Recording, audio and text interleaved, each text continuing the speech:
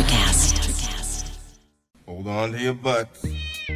We are changing the course of history as we see it.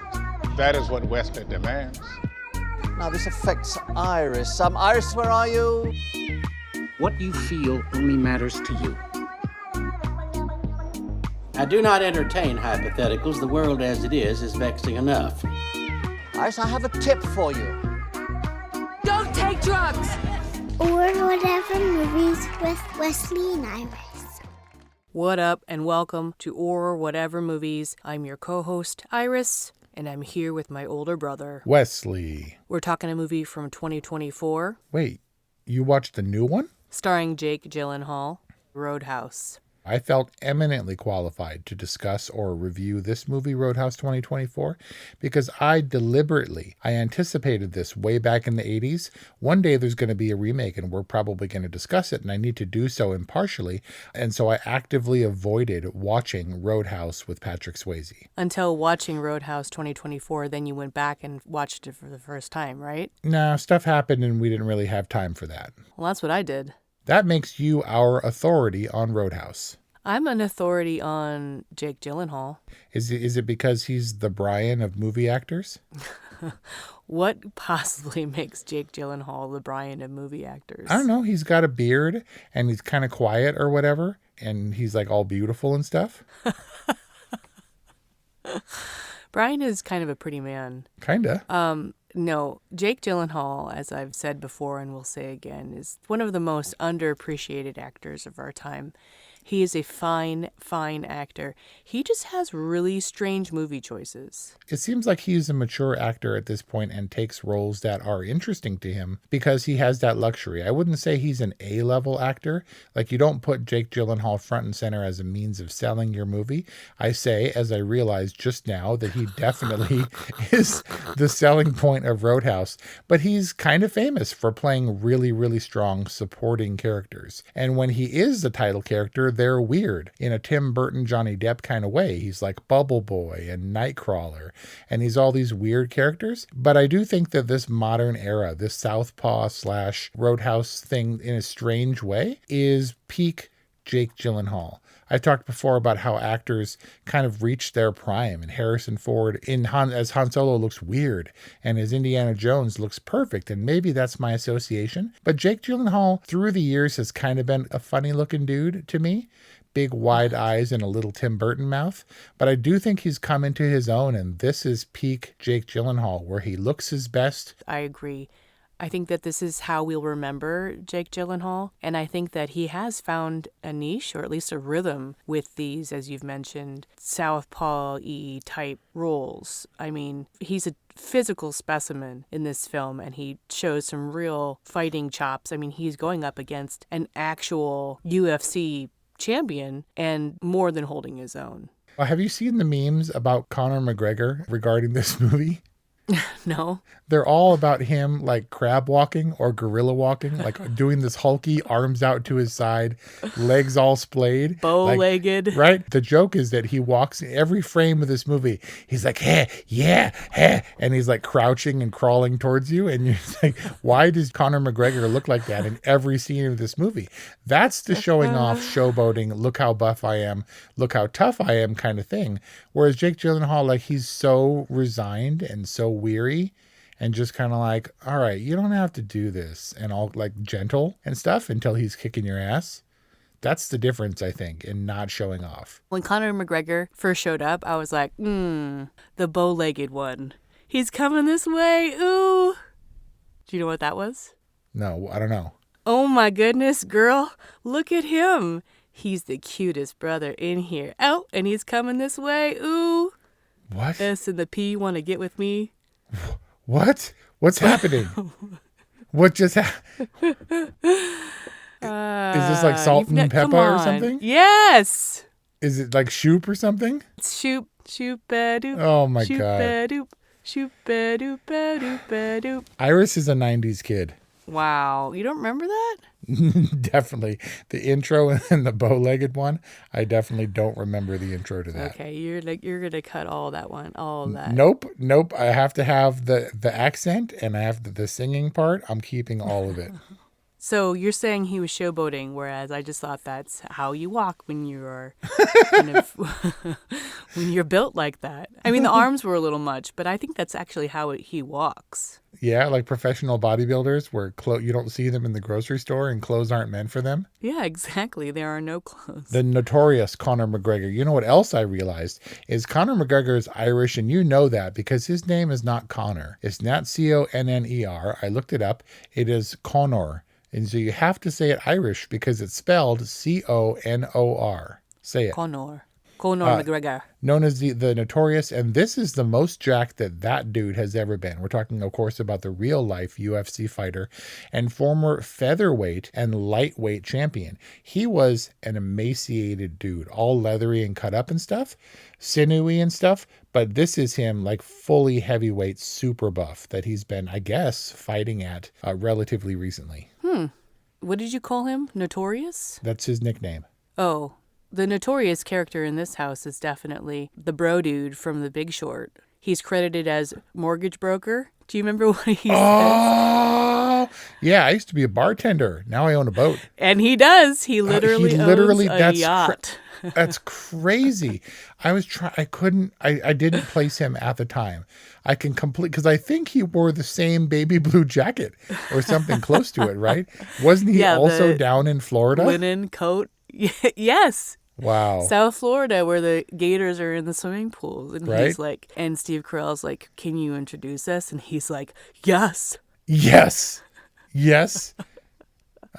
Man, he was just the hospitality and hotel management gangster. Like he was so not threatening. And because he's not physically imposing, because he's not really, the only thing intense about him is his intense blue eyes, they had to make him crazy because he was kind of an idiot otherwise. Like he walk up to him and then be like, paid for his drink and was like, you have a good night. And I was like, that wasn't scary at all.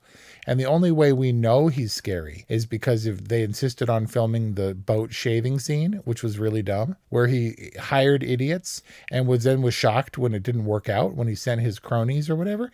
And then he literally risked his neck to get shaved like that. And then was like shocked when he would get cut. Like, how could you do that? And it's like, you're dumb. He's not the smartest as far as arch-nems go, but he can muster some menace. Although I think that top bad guys just shouldn't fight. Like, he just looks dumb fighting. When he's up against, like, physical prowess, he should just relent and be like, yeah, no, that's not my specialty. My specialty is money and employing goons. Yeah, so he just points and the goons swarm in, right? Right, and so when it comes down, like, man to man, and he's up against Dalton, that's when he just relents. Sure. So what I'm saying is it looked dumb when Billy Magnuson fought Jake Gyllenhaal. I was like, don't even bother, homie. That was after he toothpicked Conor McGregor, right? I think that was after he flew off the boat into the roadhouse. Oh, yeah. You know what I came to realize about this movie? I realized that it reminded me, also probably because of Florida, do you remember the Waterworld stunt show at Universal Studios? Totally. Where you walk in and like water comes in from here and there's all these choreographed fights and then bam, a car crashes in through this side and wham, a boat crashes in through the other side. And the whole set is designed to have shit crash into it and water spraying and people fighting and Wilhelm screaming over the railings and stuff into the water. Yeah, the breakaway railings from That's the what top towers. the roadhouse felt like to me. It's like that wall is perfect for a boat to come crashing through. Because otherwise the roadhouse is a seemingly non-assuming bar that Hemingway, that's its claim to fame, is that Hemingway once went there. But there were also an awful lot of surprised people and ladies. It was like ladies' night at the notorious mob Florida Roadhouse bar. Why would you go there if there's fights all day, every day? Well, this doesn't explain that, but at least women took a step up in this version of Joel Silver's Roadhouse. Because, boy, are they objectified in the 1989 version. Yeah, man. Joel Silver, of all he was like, I'm going to produce this movie, Roadhouse. And they're like, oh, so you're going to do your Joel Silver thing? He's going to be like, no. In this one, no boobies. I mean, they got boobies, but they're under, they're going to stay clothed or whatever. And this time, it's butts. Conor McGregor butt specifically. I like that guy. I like his butt. Let's put it in the movie. They traded out girl boobs for dude butts. Not a boob in sight. I'm frankly sick of the objectification of men in Florida. This being a Patrick Swayze movie remake, I fully expected this version of Roadhouse to not have boobs or sex because that's just passé these days, but at least some romance. This romance between Jake Gyllenhaal and Daniela Melchior. The feisty ER nurse, yes. I think she's a doctor. Excuse me. My bad. The romance between Dalton and Ellie, kind of dour. I mean, he left without a thought, without saying goodbye to her. Well, she has family drama, and I could see why he would want to walk away from that. Yeah, but this isn't a serious movie. This is not White Men Can't Jump.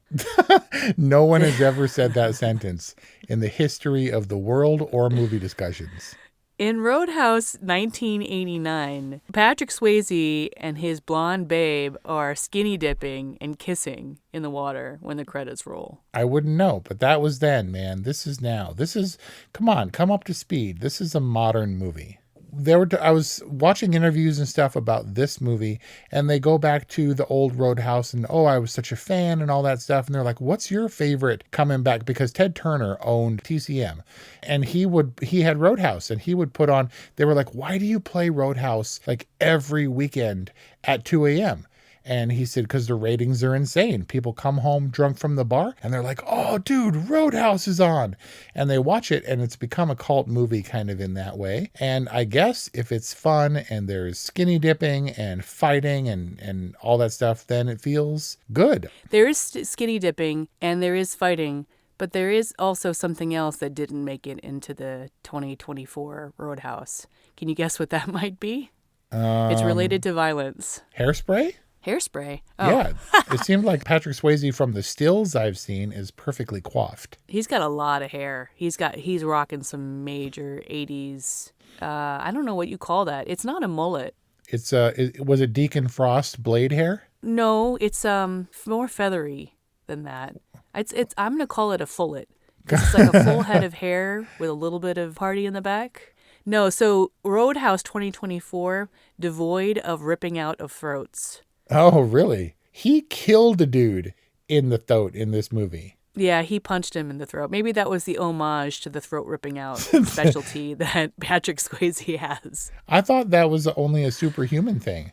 I thought only Terminators and stuff ripped out people's throats. Oh, well, Patrick Swayze, he was like the Zen master, and he was all doing Tai Chi and stuff, and then ripped out people's throats. It was pretty gnarly. He stabbed Conor McGregor to death with toothpicks or splinters or something. Oh, yeah. I think it was like chair legs, but yeah, it was definitely a shank. But he lived. He didn't die. He didn't stab him to death. So there was death in the 80s Patrick Swayze Roadhouse. I mean, I was surprised. I was like, oh, he's a brawler, but then he started shooting people and killing people, and I was like, this got dark. And I wasn't really sure morally where he existed anymore. It was very much Tom Hardy warrior moral ambiguity. Like, yes, you love him because he's all buff and is warning people that I'm really going to hurt you, so you might want to prepare and make sure your insurance is up to snuff. But I was like, wow, he's killing people, and how are we going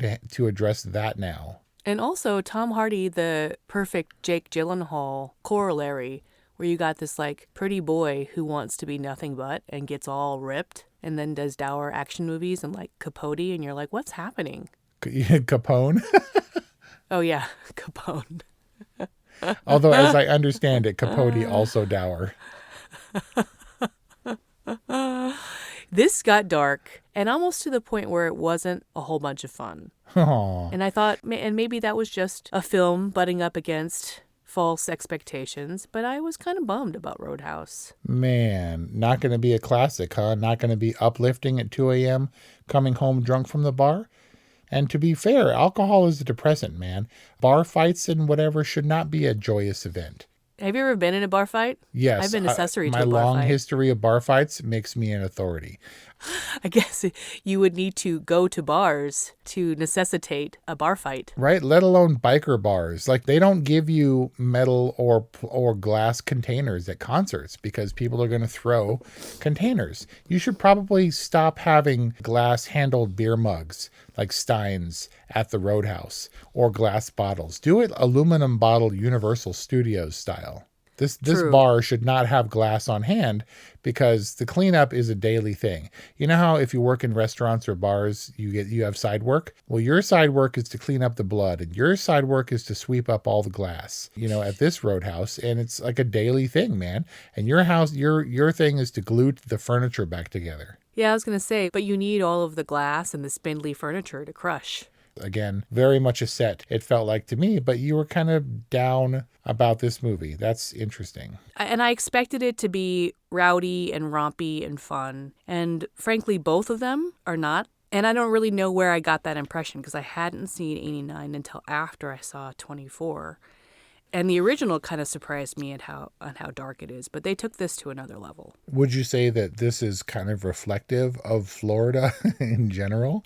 Not a frame of this movie. There was one shot of this movie that was filmed in Florida, and that's it. Can you guess what that scene or shot was? Oh, this wasn't filmed in Florida? Not at all. All of it. República Dominicana. Oh, the one shot was filmed when they were on the little key, when they were on the sandbar in the key. In the chairs. No, in the water. Nope. Where? The tree. Frank the Tree or whatever. Oh, yeah. On the abandoned highway? Yeah, which apparently is a real tree, and that's it. But Florida, man. I couldn't tell if this was hyper stylized or hyper dramatized or whatever. Like, I was like, do these places exist? Are there bars where people fight all day and all night and that's just part of the business? Like, and Florida, the law turns a blind eye. Right? Glass books had trouble daily. And the Roadhouse was fraught with danger and stuff. If they were going to go to all this trouble and they were going to, this bouncer is ruining everything for me and we got to get rid of this bouncer, kill him, take him out, however you have to. They could have just killed the bar owner lady, and whoever would have shown up probably wouldn't have been as stubborn and resolute about keeping their dad's bar open. The next owner would have folded and sold immediately to the big powerhouse resort dude. Now, so this is the rule. These are the rules of the Roadhouse universe that I think were actually pretty well established. Death and killing, taboo. But fighting, that's all the rage. Somehow, like killing, they just couldn't stoop to. Yeah. Well, you can shoot them a bunch, but they have to be already dead. When they introduced Fred the Tree and the whole, Glass Books storyline, I was like, this is a metaphor. Jake Gyllenhaal's Dalton's going to finally put down roots in the middle of nowhere, impossibly. And roots, I get it. Right, because Fred the Tree is an impossible tree in an impossible situation, putting down roots and living its best life. And he'd all, get with Ellie and straighten out the police and live happily ever after. But nope, he gets busted and then he gets on the bus. He steps on the train and he goes to Chicago. He's a midnight cowboy, dude. You can't stay. Nothing gold can stay. You know what else I thought, banking off of my own comment, that was gold but couldn't possibly stay? Yes? Did you not think that Golden Timmy Shammy was immediately dead? That other bouncer, the hapless, taken under his Dalton's wing bouncer guy, he's like, okay, go and fight like this. Didn't you think that dude was definitely going to die? Oh, Lucas Gage? You mean the Affleck lookalike? Sure. He was a Casey Affleck to me. Huh. He was just too scrawny and pretty to be bouncer in a biker bar. I was like, oh no, that guy is definitely not going to make it. No, he was all proud. He had an arc. Yeah, and then he was okay, even though he got really hurt. Did you know that Dalton has unpuncturable organs? He gets stabbed many times in this movie, and he just doesn't. That's his whole thing. He's like some weird Wolverine type, where fighting is just, it's not his nature, but it's what his fate that he's resigned to, because he's unkillable. He's unhurtable. He didn't even try. There's- I was like, is he suicidal? Like, is he depressed? Why would he just let that dude stab him in the beginning? He's 100% suicidal, as demonstrated by his little train stunt. But I Yeah. feel like there's a Chuck Norris joke in there somewhere. Yeah, sure. Like Chuck Norris doesn't move, his organs just avoid the knife. Right? Charlie was the Julia Butters of this movie. I kind of hated her from the beginning. I was really afraid that they were going to make her like have a crush on him or something. And then later on, thankfully, he's like, where is she? Where's the kid? The little girl that was in here. Did she make it out okay? Oh, they took her to the hospital. And I was like, oh, thank goodness, because it was like her and her dad were super scary in Super Florida, and maybe that's me being judgmental, but this movie started on a weird note that I was bracing for it to be not good, I guess. When Dalton goes to the pool house and the bad guy who gets his hyoid bone broken says, yeah, she was cute or whatever, was that like Hostiles level, like suggesting that she was raped? No, I don't think so. I think she was fine. But I think he was just trying to, because he obviously had protective feelings over her and her dad, that he was just trying to get to Jake Gyllenhaal. Oh, so he was just needling him, basically. Yeah, and Trying you to don't rile him needle up. Jake Gyllenhaal because he's going to kill you in the throat and leave you. I was like, he's dead? He's floating in the swimming pool? This is at the start of the dark turn. Yeah, I mean, when you got that special move, don't you just use that on everybody? That's not a special move, and I fully intend, as we've discussed before, if I ever were to get in a fight as a middle-aged to like full-fledged adult, I'm not doing playground, roadhouse, everybody can get hurt but nobody can get dead rules. I'm going chimpanzee style, like I'm going 80s ripping out the throat, because that's what chimps do. They bite off your hands, they go for your throat, and they go for the nuts. And if I ever get into a real fight, that's a life or death situation at my age. Okay, so you hated Charlie, but you got what the filmmakers were trying to do there. Well, I mean, she was the stakes, she and her dad, and you threaten the innocent, then he's not going to stand for it. You don't want to make Dalton mad. Right? And you didn't. He was kind of unflappable, and like he wasn't fighting out of emotion, but then he also wasn't fighting out of his job. When the big fight started, when Conor McGregor first comes in, he waits and he's like drinking at the bar where he works. And like, oh God, here comes the meathead guy. Now I got to fight. He watched as the entire bar fought around him when the Joker's henchmen came in and started throwing punches and stuff. Those were the bar fights that he was paid to stop. And he was just like, nah, I'm waiting for the big boss. What kind of roadhouse bouncer are you? You got to get the lay of the land first. You got to strategize. You don't just go in blindly throwing fists. Yeah, and Dalton was that dude. He was the careful, contemplative fighter. All right. So we got to get to it because this is what I found. Do you know who directed Roadhouse 2024? Doug Liman. Doug Liman, who directed one of my favorite movies of the last 15 years, Edge of Tomorrow. I really like, and I've liked him ever since Go, way back in probably 97, which was the kind of teenage stylized Pulp Fiction ripoff. Really capable director who is bringing some weird Robert Zemeckis level filmmaking. And I was like, you can see all these edits, right? You can see, and they pan across Conor McGregor's back, and I'm like, oh, there's an edit right there. Why are they doing this? And Kelly Ray was like, why does it matter? Like, what? She thought I hated this movie from start to finish, and I didn't. But it was so curious, and I was like, that truck doesn't look good. The boat crash doesn't look great, and the fighting is so weird. It's almost like the weird digital sequences in Fight Club. And so I looked it up, and it turns out that most of the fights were digital. And I was like, wait. They're replacing them with rubbery CG models of themselves who were doing the fighting. It turns out that what they were doing was they had this new technique, and I don't even know if it has a name yet, where they were fighting. If Conor McGregor throws that headbutt, for example, you shouldn't let anybody get too close like this. And then he headbutts Dalton. And they would film a headbutt from like 4 different angles and then blend it together seamlessly. So you almost get this bullet time level 3D rendering of this fight digitally. And they make a composite, and you get what Conor McGregor at least says is a wholly realistic headbutt. And I felt, to me, there was some uncanny valley happening where I was like, anything but. It all felt rubbery and stylized and digitized and not at all like the $2 million movie that this could have been, where you have a real set and you have very carefully choreographed John Wick / Extraction level long take fights, and then you get on with it. And then in the end, like Con Air, you crash a real truck through the bar, or you crash a real boat through the other side. But this weird compositing digital effect didn't feel right to me.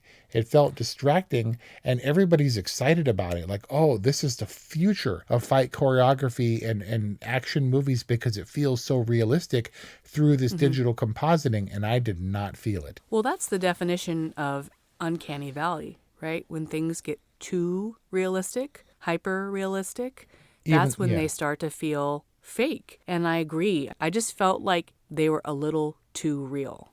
When someone flips a dude into the bar and he hits the bar face first and then falls over her. I did see that.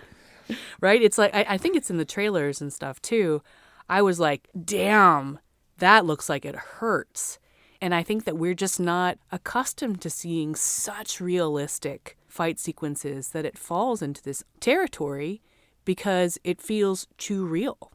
Kelly has had a problem with movies like Zodiac, also a Jake Gyllenhaal movie. There wasn't a lot of blood in that David Fincher movie, but he would stab people and you could see the blade penetrating people. Like it wasn't a cutaway or an implied stabbing in one frame, in one single motion. He would bring the knife down into the body of a person, and Kelly Ray took issue with that. That happened several times in this movie. Dalton got stabbed, rearranged all his internal organs, so it wasn't that big a deal. I don't think he cauterized it, but he basically patched it up and went on his merry way. And then Conor McGregor got stabbed like 6 times in all the organs and somehow still burned that place down and left the hospital in a rage. Kind of steals the show, Conor McGregor. Right? And Joel Silver had a memo and was like, I want as much penetration in this movie as possible. And then Doug Liman took it in a different direction. I want nudity and I want penetration. And Doug Liman was like, okay, it's all dude butts and it's all like splinters. You have to do the Joel Silver accent. I'm not even sure that dude is from like Brooklyn or whatever, but that's what I give him. I wouldn't even say this was a realistic movie. This is a different kind of fun. This is like a kick ass and take names, crash boats into each other, jump off of one boat onto another boat, even though they're approaching each other at a combined speed of at least 50 miles an hour each. Of how that translates to knots, I'm not sure, but they crashed those boats together in what was effectively 100-mile-an-hour impact, and he jumped from one and landed on the other. Unrealistic. It's not supposed to be realistic. It's supposed to be badass, right? Definitely.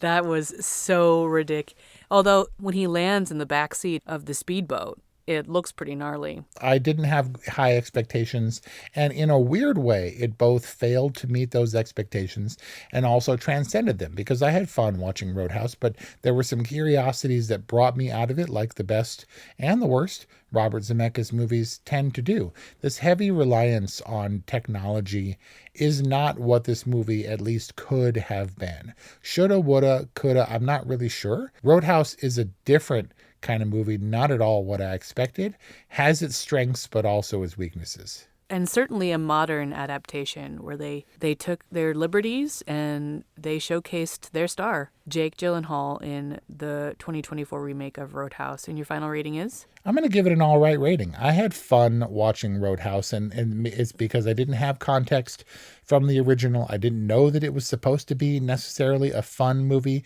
It was rowdy. The Rowdy Roadhouse. And I'm sure that it's set up for a sequel and it will be more of the same. And I'm kind of fine with that. I will qualify my good rating by saying I don't think Roadhouse 2024 necessarily elevates the original Roadhouse from 1989. It's just different, and it's more 2024 and entertaining, albeit a little dour and violent in its own way. And that's our discussion on Roadhouse, a Prime original. What did you think of Roadhouse? 24 or 89, 818-834-0770.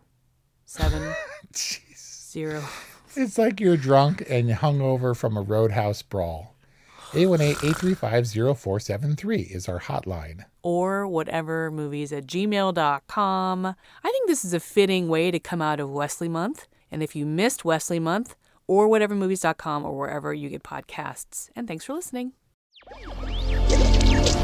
Electricast.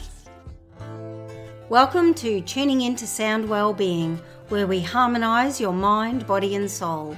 I'm Amanda, your sound therapy expert. And I'm Stephen, the curious explorer uncovering the mysteries of sound. Together we explore vibrations, frequencies and the power of sound therapy and tuning forks. Discover ancient wisdom, reduce stress and tune into a healthier life. Subscribe to Tuning Into Sound Wellbeing today. Today is working for me. Do you believe that for yourself? Hey, I'm Pastor Julie, and I want to empower you through encouragement. Inviting you to my podcast, Big Truth Encouragement, where I unpack living a faith-filled life. I created my podcast for the ladies, but gentlemen, you'll gain something too. So I invite you to listen to Big Truth Encouragement on Electricast and any platform where you listen to your podcast. Electricast. Electricast.